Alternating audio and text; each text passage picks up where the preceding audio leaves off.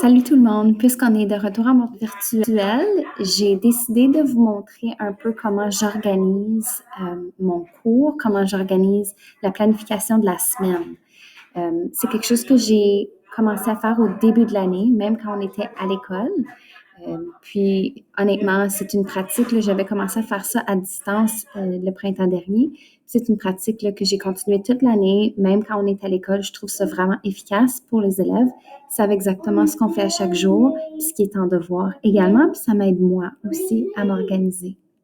Donc, ici, je suis sur le Classroom d'un de mes groupes.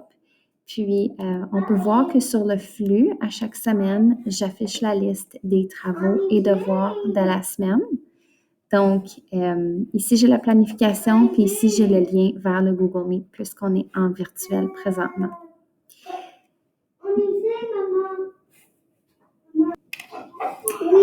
Donc, ici, c'est la planification de la semaine pour, moi, c'est mon groupe 7.1 pour les matières de français et enseignement religieux. Puis, il y a un tableau. J'ai mis le lien du Google Meet, j'ai mis la date.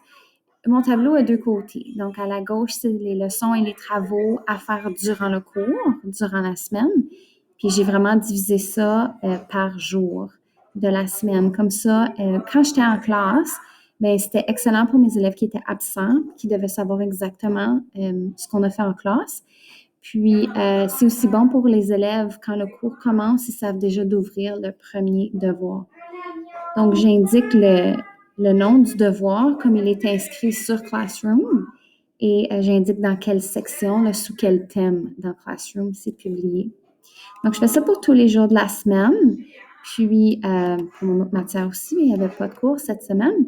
Puis, à la droite, bien, ce sont les devoirs à finir après le cours, donc les devoirs à faire à la maison. J'indique c'est pour quelle date et quelle heure. Ça, c'est la même heure qui coïncide avec le devoir dans Classroom. Puis là aussi, ils ont le nom du devoir, tel il est écrit dans Classroom, avec la section, le thème dans Classroom où ils peuvent le trouver. Donc, c'est une pratique qui fonctionne bien pour moi, comme je vous ai dit, autant quand je suis à l'école que quand on est en mode virtuel. Puis ce que j'aime, c'est que puisque j'ai commencé cette pratique-là quand on était à l'école, quand on arrive en virtuel, que ce soit en janvier ou maintenant, les élèves sont très habitués d'utiliser la planification de la semaine, ils la connaissent parce qu'on l'utilise depuis septembre. Donc, si jamais vous aimeriez un gabarit vide, par exemple, la planification, je peux vous l'envoyer, je peux vous envoyer un modèle aussi. Ça va me faire plaisir.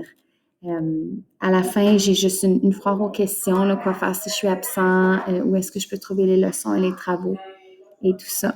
Puis, ceux qui sont curieux, la page est énorme. J'ai changé la configuration de la page pour que tout soit visible plus facilement. Je l'ai mis en format de papier tabloïd. Donc, c'est beaucoup plus grand comme surface. Donc, n'hésitez pas si vous avez des questions, puis bonne semaine.